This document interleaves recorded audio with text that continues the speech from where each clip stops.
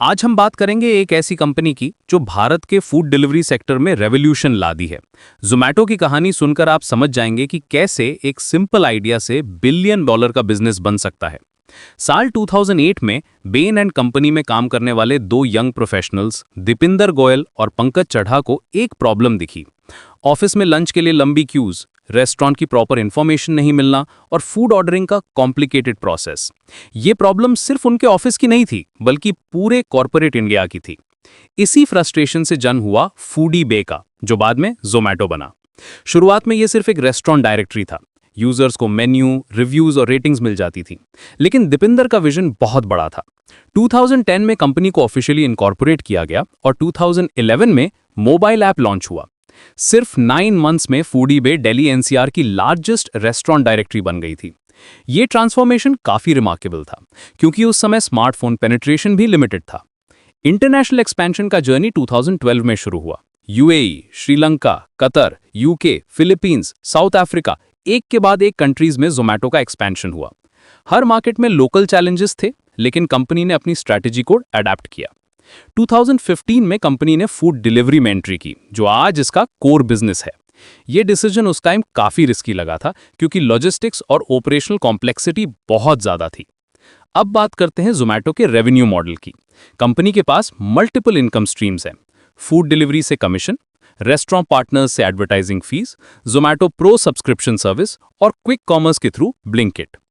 FY25 में company का operating revenue 20,243 crore rupees था, जो प्रीवियस ईयर से 67% ज्यादा है। नेट प्रॉफिट 527 करोड़ रुपीस रहा है। ये प्रॉफिटेबिलिटी जर्नी काफी चैलेंजिंग रहा है, क्योंकि इनिशियल ईयर्स में हैवी लॉसेस थे।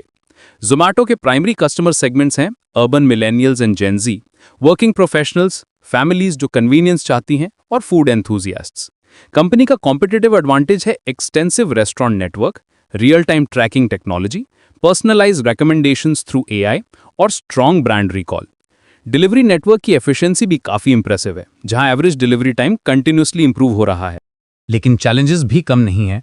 Intense competition Swiggy, Amazon food जैसे प्लेयर्स से, low profit margins due to operational costs, customer retention issues क्योंकि यूजर्स डील्स के लिए प्लेटफॉर्म स्विच करते रहते हैं, और regulatory challenges specially labour laws के अराउंड। डिलीवरी पार्टनर्स की वेलफेयर और वर्किंग कंडीशंस भी ऑनगोइंग कंसर्न है। फ्यूचर सिनेरियोज देखें तो पॉजिटिव साइड में टियर 2, टियर 3 सिटीज में एक्सपेंशन की ह्यूज पोटेंशियल है। क्विक कॉमर्स थ्रू ब्लिंकिट का ग्रोथ फिनोमिनल रहा है। Q4 FY25 में ब्लिंकिट का gross order value 9,421 crore rupees था, जो ईयर ऑन ईयर 134% ग्रोथ दिखाता है।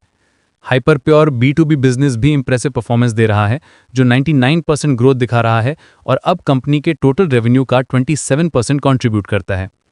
AI और ML के थ्रू पर्सनलाइज्ड एक्सपीरियंसेस और ऑपरेशनल एफिशिएंसी इंप्रूव हो सकती है। कंपनी ने रिसेंटली डिस्ट्रिक्ट ऐप भी लॉन्च किया है, जो गोइंग आउट सेगमेंट में एंट्री के लिए है। ये रेस्टोरेंट रिजर्वेशंस, मूवी बुकिंग्स और लाइव इवेंट्स के लिए प्लेटफॉर्म प्रोवाइड करता है। इससे ज़ोमैटो का इकोसिस्टम और भी कॉम्प्रिहेंसिव बन जाता है।